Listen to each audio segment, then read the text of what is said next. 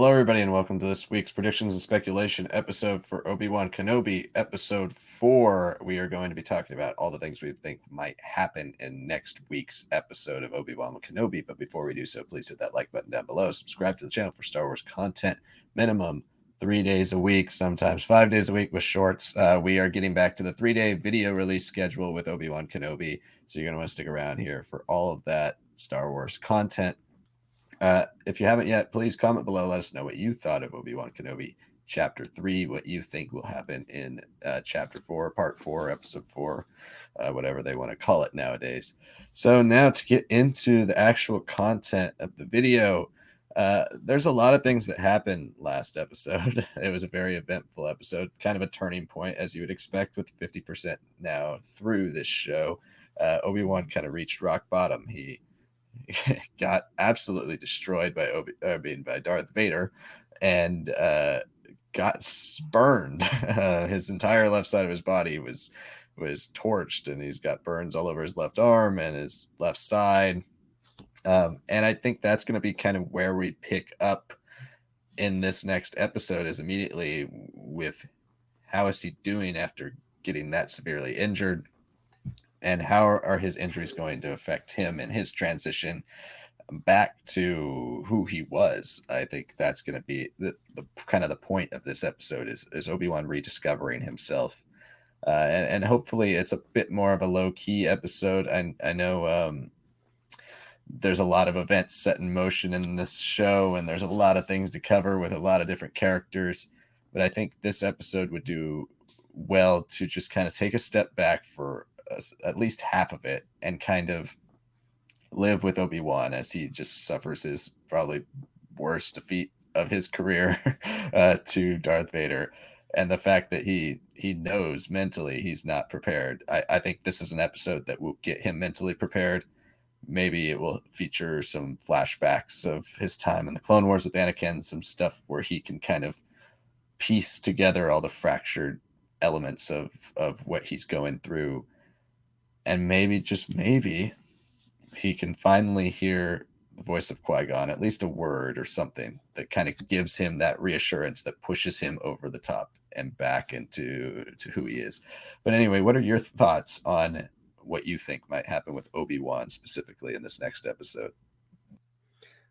I think it's interesting because I felt that this episode, other than like the Vader stuff, was pretty slow in of itself. So um, I can see some people watching episode 4, and if it ends up being a bit of a slower episode, being like what are we doing here? And then seeing the focus on the Inquisitorius, when they're all probably regathered up on their fortress, seeing a little bit more Leia perspective, seeing maybe possibly whatever is happening on Jabim. I'm not really sure how that's gonna play out with Leia captured right now. Um, I think I agree. I think he needs to take his time in this episode to you know get the wedding stone out, sharpen the knife a little bit, focus his mind, focus his body. I love to see like a sort of like Iroh prison montage, where he just does his little workouts and suddenly he's just like ripped. Like he always had it in him. It's just now he's got to bring it out in full force. Um, I don't think it's really a physicality problem for Obi-Wan. It's more so that he's got so many mental blocks. Um, and I think I don't think he'll go simply back to what he was. I think that's what he'll try to go to.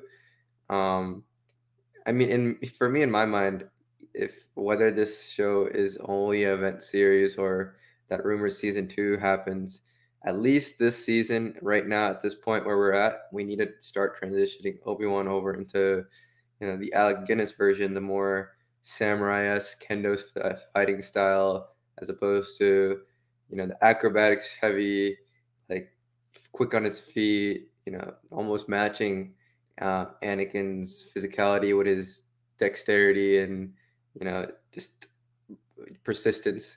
I think that's what I really look into Obi-Wan's fighting style and everyone that he fights, other than Dooku, because I don't know, what sort of number Dooku has on Obi-Wan throughout the prequels. But other than him, everyone that he fights, he's very calm and careful, and he's very good at deflecting, very good at moving around. And when he's like faced with an onslaught, Clone Wars show, whatever it is, he's like reactive. He's not forcing the issue, but because he reacts so perfectly, that's why his fighting style looks like, oh, he's like an equal master. I don't think he's anywhere near as powerful of a fighter than a lot of people presume he is. I just think that he's a very tactical fighter that happens to be very agile. But he's kind of been burned now, so I don't think he can simply be like, oh, I'll just throw myself into a Bacta tank and I'll be back to normal. I don't think that's going to happen either. I personally would not mind if he has some sort of like, you know, like a little bit of a like a not like a roadblock, but he has like some like lack of physicality. Like if he wants to go for some overhead strikes or something that he would do very prequel like, but he really can't. I could see him trying to start already adjusting to that. Um, but I think that adjustment process is going to happen more so in the fight itself. I don't think it'll happen in the next episode. I think the next episode we'll see him kind of work through his wounds and all that and sharpen his mind, and he'll practice his forms, center himself, whatever he's got to do, and he'll look very much, at least in like his shadow dueling version of himself when he's practicing by himself. I think he'll look very much like the Obi-Wan we remember in the prequels, but I don't think that's going to be particularly effective against Vader. I mean, Vader has been training for 10 years for a serious fight versus Obi-Wan. I do not think he's going to make the same moves. I can see Obi-Wan definitely look for flaws and weaknesses, and that could probably be like where the flashback is. Maybe like, they're fighting against each other, and they have like their banter in the Clone Wars where they like kind of count kills and or whatever. Maybe they see something in each other's forms. Maybe it's something from their training days. I don't know. I could see inspiration maybe coming from there. Um, but I don't think it'll be as effective as he wants it to be once he's actually facing Vader, because Vader's not Anakin. At the end of the day, you can really treat them as two different characters. They walk different, their sizes are different, their fighting styles are somewhat similar, but Vader's is still very different. So I could see this again. He's centered, he's focused, all that. He thinks he's going to be the Obi-Wan of the prequels, and then Episode 5 runs about this duel or whatever happens, and then he's forced to like on the run, on the gun, kind of adjust to the Alec Guinness, more Kendo-esque fighting style. And maybe that's where, in my mind, that's where a Qui-Gon impetus would really happen. Like that's when he'd need it. If he hears a voice before, I wouldn't mind like a word, like you're saying.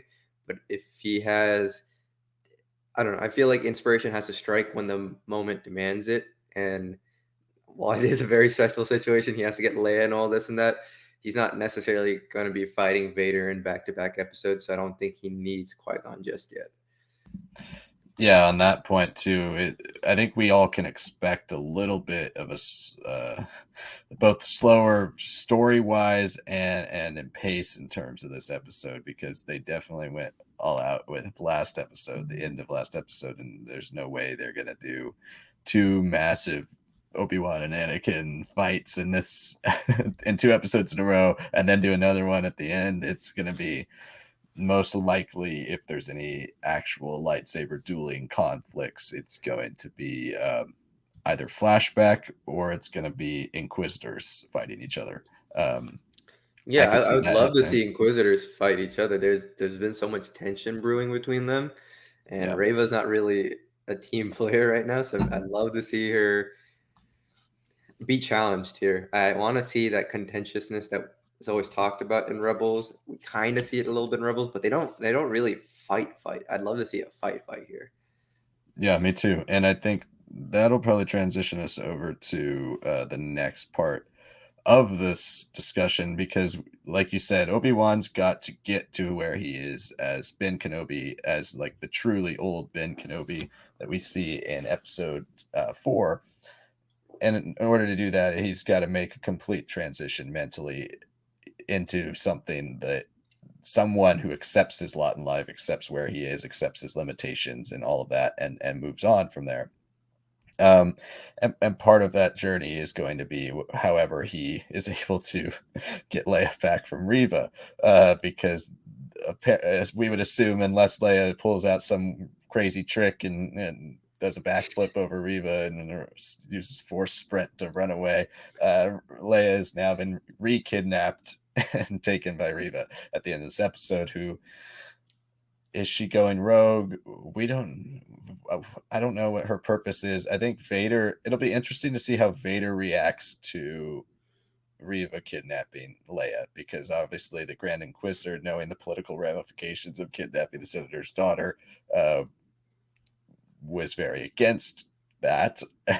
Also, because he just seems to be against anything Reva does, because he looks down upon her. So I think this episode, maybe if it's 50% Obi-Wan getting back in the swing of things, maybe the other 50% is finally revealing who is Reva and why is she so hell-bent on both getting Obi-Wan or connecting with Obi-Wan in some way, and also appeasing Vader or getting close to Vader. I think there's been a lot of theories thrown around everywhere about, either her connection to the Jedi at the beginning of Order 66 that we see in the first episode of this, but also whether she is actually truly an Inquisitor, just kind of trying to get to Vader. Is she having second thoughts? There's a lot of things that we can throw around here, but I think kidnapping Leia is a move that she would make in order to try to keep Obi-Wan in the fight. It's something that is going to perpetuate the events that she already set in motion. And I don't know what other use she could possibly have for Leia, because it's she wanted Obi-Wan, he showed up, and now that he's in the fight, I think it's more of a bargaining chip to just keep him in the fight. Yeah, I mean, to that point, Vader is an apex predator. He's playing with his food, enjoys the hunt, the chase of it all, because he knows that it's not some animal running away from him and he's keeping pace. It's someone cornered, and either they give one last futile effort or they just beg for mercy, and he kind of that doesn't make a difference to him. He's going to kill them, he's going to torture them, does whatever. For Vader, I mean, I'd say Obi-Wan's a little bit more special. It's more personal, like his lines of like "I am what you made me," right? That's it was James Earl Jones, um, whether it's him saying it or him saying it through a voice filter or whatever it was. Um, that for me sounded like the most Anakin Vader has ever sounded on screen. It just felt like something Anakin would say. So for him to, force push out the fire and say like, "Oh, your torture is only going to begin," and then Tala obviously coming in and starting that fire up again and all that, he easily could have just continued, but I think se- he might have sensed two things. Like, there's not going to be anywhere near the fight I want with Obi-Wan, so he's more than willing to let Obi-Wan recover, do whatever, get him riled up, possibly use words more like how kind of Dooku does in their battles versus just pure strength and ferocity. I think he's going to try to change his tactics next time. But also, I think he senses Reva has Leia, and he's like, all right, well, that's the bait. That bait's there. I will let her do her thing right now because it lets me do my thing. I don't think he necessarily like wants Leia to be in custody. I think Anakin being a war general throughout the Clone Wars and being married to a politician more than understands the ramifications of having Leia just be captured, even if people don't know who Leia is quite yet to the public, right? Because she's been on this Alderaan and kind of hidden away for so long. I, I don't know. It. I'm hoping they're careful with it, because if they get too much into it, if we suddenly get like rebel cells kind of jumping in and all that, then there's no way Leia is not made public, and then in some way the Inquisitorius and Vader's connection into this wouldn't be brought up. Like, it'd be a massive cover up, and that doesn't seem possible in Star Wars. Um, but I think Reva, I don't think she's rogue. I don't think she's rogue. I think she's the wild card, and a wild card that has Vader's let's say, supposed support. She clearly wasn't allowed to be like the leader of this task force or whatever that she claimed, right? But she's using that. She's weaponizing her meeting with Vader, and I can see her kind of doubling down, seeing how all the other Inquisitors have been doing that. Like Fifth Brother is like, "Oh, I contacted Vader this time, right? No need for you to do it." He was most pleased. So I can see her just full sending it now. Like, okay, I have to use every asset I have to my disposal to not only interrogate Leia and find out who she is and what's going on here, and find out possibly more about Kenobi, and maybe she finds out Luke through that way, by piecing all these things together. Um, but I think this is also an episode where we get maybe her flashback, maybe her connection a little bit more. But like if she was one of those Padawans at the very start of episode one, and like what happened right after before she was presumably picked up, I don't think she got to do much with the path. I think she was on the path and then she got scooped up or something. Um, and again, as we said, I'd love to see a fight between her and the fifth brother. It seems most apt, I think, especially with the relationship that's been built up. Um, I would like to see the fourth sister do something. So far, she's just like an alien who's there, who's like, come on, stormtroopers, we gotta go follow after Vader. It's like sweep the town and all that. She's not very hostile or anything yet. I would love for her to take a step forward in that direction. I don't want to. I don't just want someone to be an alien and not do anything. Like it seems kind of a waste of a lot of makeup and prosthetics. So maybe she's actually the one who's been holding back, and she gets riled up, and she maybe her and the fifth brother maybe double team Reva. I'd love to see a 2v1. We've seen so many of those in Clone Wars. Here, I think only Attack of the Clones and the beginning of Revenge of the Sith is when we see a 2v1 duel. Other than that, I don't think we've ever seen. Oh, actually, no. Obviously, the Phantom Menace is still. What am I talking about? But I'd love to see just old dark side users 2v1. Haven't really seen that other than maybe Savage and Obi-Wan and Maul and Ventress. But to see just pure Inquisitors fight, I think that's on the books. I'd love to see the dynamics shuffled around, accelerated a bit more. I would think for me though that comes after she's found whatever information she's gotten out of Leia, um, because then I guess for like storytelling purposes, it's like now that she knows something, now that the audience knows more about her, and whatever that combination is, maybe her past is connecting to whatever she's learning.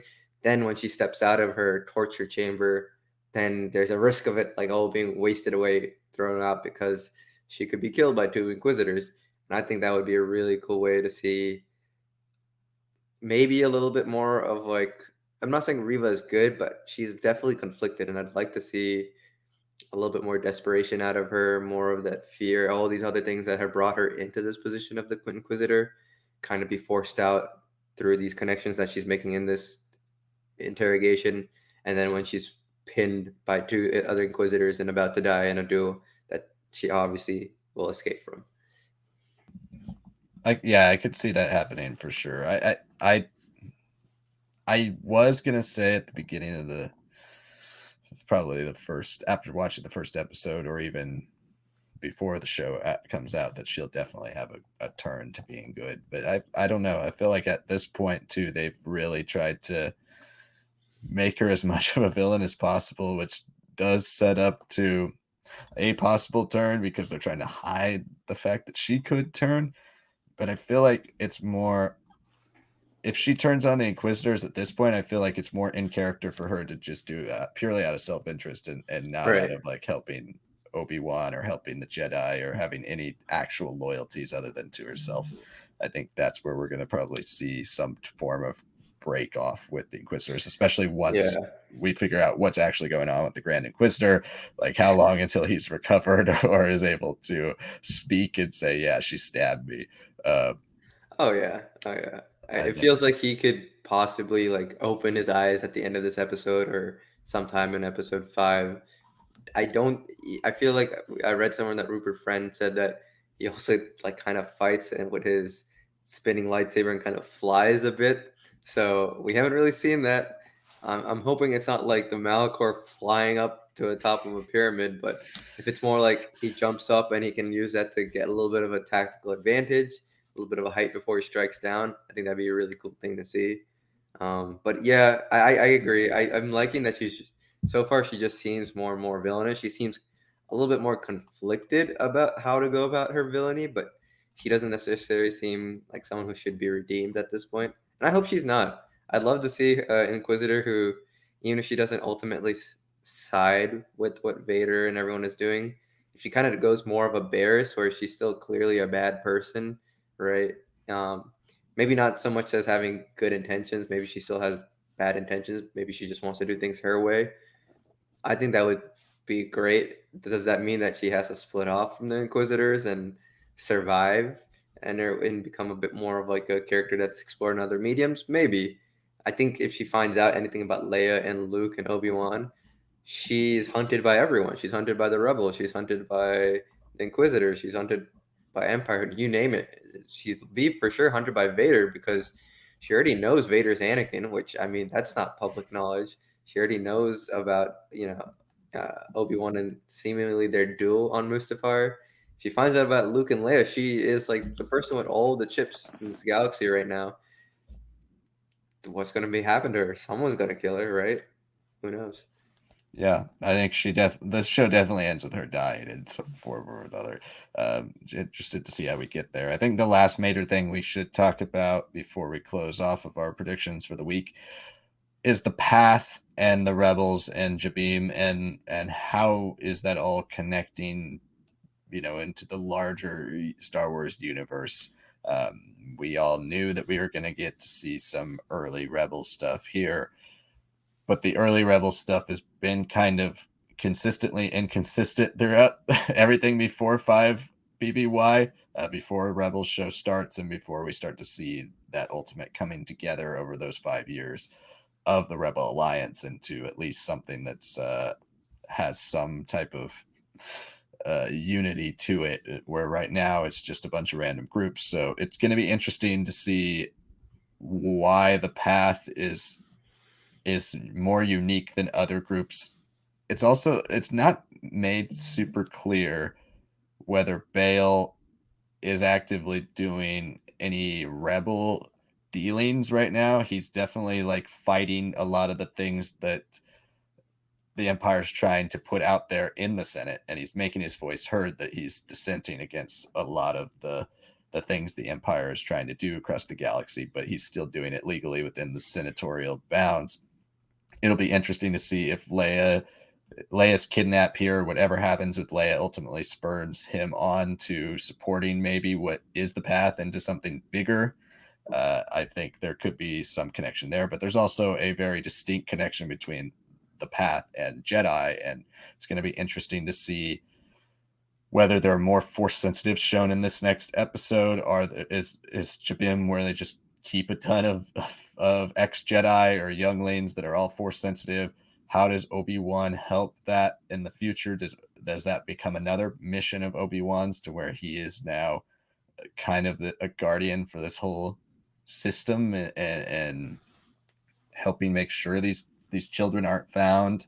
Um, I know I don't think we're gonna get Quinlan Voss. I just feel like that would be super distracting. Maybe in one scene where they talk, but also for 95% of the audience watching this, they're still gonna have no idea who that is. So it's gonna be distracting for the 5%, and then he's just gonna leave. And I'm gonna be like, wait, why don't you help out, Obi-Wan? Okay, bye. And then for the other 95%, they're going to be like, why is this whole scene dedicated to this one random guy who never shows back up? I'd love to see it. I'd love to see who they picked to as Quinlan, but I feel like that's a stretch to see if he actually shows up. But I do think a lot of connections are going to be made to the Jedi. The Jedi are at the center of this whole story. And even from the first episode, when we see Benny Safdie's Jedi, who somehow survived 10 years, even though he's relatively incompetent, he there's still a lot of Force users alive, and I think this this path is going to have to really connect to some larger, grander scheme across the rebellion. that ultimately morphs into one of the pillars of the rebellion, in order to really hammer home like why they are important and why we're just learning about them now. So that's where I think they're going with the path in this next episode. What are your thoughts and kind of the future of the path throughout the rest of the show, the last 3 episodes? I don't think the path is. I don't think we'll see like this underground railroad like of the process of like we'll see like a Jedi smuggle through unless it's a flashback. And I mean, Reva has a very strong reaction to seeing the carved Jedi symbol. So I'd want to think that she was meant to be taken onto this path, or she was in the process of it before whoever was transporting her was intercepted and killed, and she was taken away. I'd like to see that in a bit of a flashback there, especially after having seen that reaction. It's kind of begging to have a little bit more expansion there. Interestingly enough, some people on drunkwookie.com uh, looked at the Arabish on the wall and deduced who the names are. There's Doom, which is presumably Caleb Doom. There is Valen Halcyon, which I mean, I don't know who that is, but that's a Jedi as well, or not actually not a Jedi. I think it's some sort of smuggler. Maybe he's connected to the Halcyon legacy, maybe some family structure there. Um, and then finally, Jin Altus, which that name feels very EU. I don't really know anything about him, but it's nice to see that, like, this is a way. I mean, I'd say most of these names that are on this wall that we don't get to see are throwaway EU names, just to like let fans of Legends feel like okay, they're still around there even if we never explore them. But Doom is canon, and Caleb being on the path, especially after the Kanan comics. I mean, we have a new Dawn. I'm curious because that story takes place. I want to say 10 years before Rebels or something. So I'm not really sure when it happens, but I think uh, it's I think it's right after Obi-Wan, but it's not ten yeah. years before. It's like 5 years before Rebels or So right around yeah, there. something like that, right? So I guess there is still technically space in his story to have been on the path.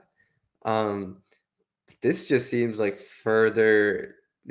If his name is on here, it feels like just further destruction of the canon comic as being canon. It feels like that's the one canon storyline, which was very well received when it came out. Maybe not the biggest seller, but a great tie-in. I feel like it's being cut up in some way. I guess the only way that it would work is if he presumably as a smuggler is involved with the path.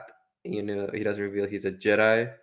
And it's happens before a new dawn. Um, but right after he fully transitions over to the Kanan Jarrus namesake. Um, I guess that would work. But then the writing on the wall is Doom, and that's his actual name. So I'm really unsure what they're doing here, honestly. But that's interesting to me. I don't know the other two, but it's cool, but not what it is. But I think the path for what it is right now, it's gonna be Jedi focused. I don't see it being like a gateway to the Rebel Soul. I could see it being an inspiration to, um, other smugglers, Jedi's, and now politicians like Mon Mothma and Bale. I can definitely see Bale, especially with his kid being so involved in this, being like, all right, you know what? Like, I can't just like play the game of politics that I know is useless. Now I have to do something real for the galaxy. So I can see that being a big push. And Alderaan is really the perfect cover. It's such a peaceful world. But I'd love to see them behind the scenes in the shadows become this more militant presence that Vader is, you know, hunting out by the time of A New Hope and Rogue One.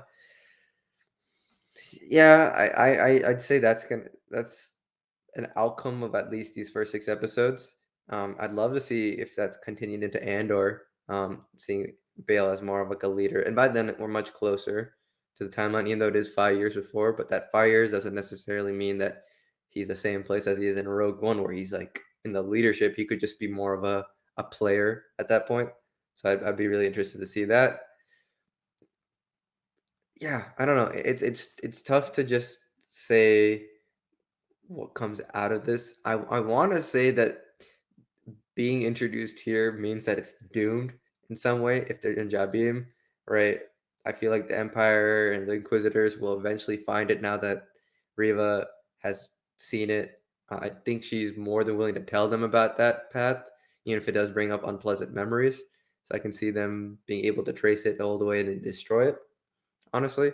Um, if we do see a Quinlan, I'd love that because I still believe we need to see Dark Disciple as a Clone Wars special, as like a TV movie on Disney Plus. That is an arc that I really want to see, and Crystal Crisis as well, but especially that one because 8 episodes, it would have been amazing, much darker story, and that would then service us more by then seeing him here in appearance here, and then maybe he shows up in Jedi Survivor because we are in that timeline now. Maybe Cal is involved with the path.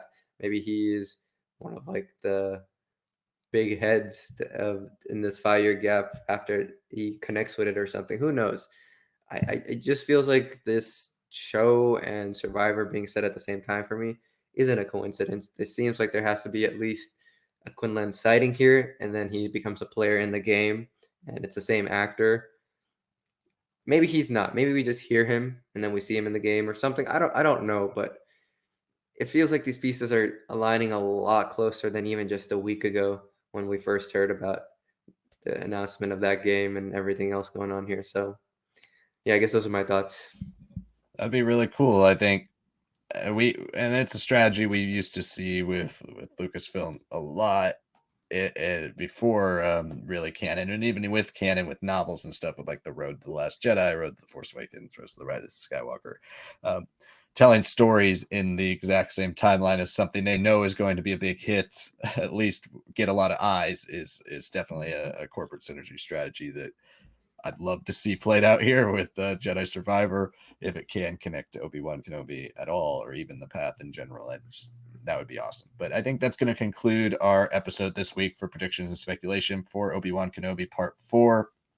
Stay tuned next week. Next Friday, we will have another episode talking about Part 5, and then we will have a review of Obi-Wan Kenobi Part 4 on Wednesday, as well as another video on Monday. So we're having a lot of Star Wars content. If you haven't checked out all of our coverage from Celebration, do that. We have reactions to the Ahsoka trailer, Mandalorian Season 3 trailer, Tales of the Jedi trailer, Bad Batch Season 2, everything basically that was shown at Celebration we got to see and we talked about in some form or another. If you haven't checked out all of our other Obi-Wan videos, we've done a lot of Obi-Wan coverage over the last month. We did our top 5 favorite Obi-Wan moments. We did how to adapt Kenobi.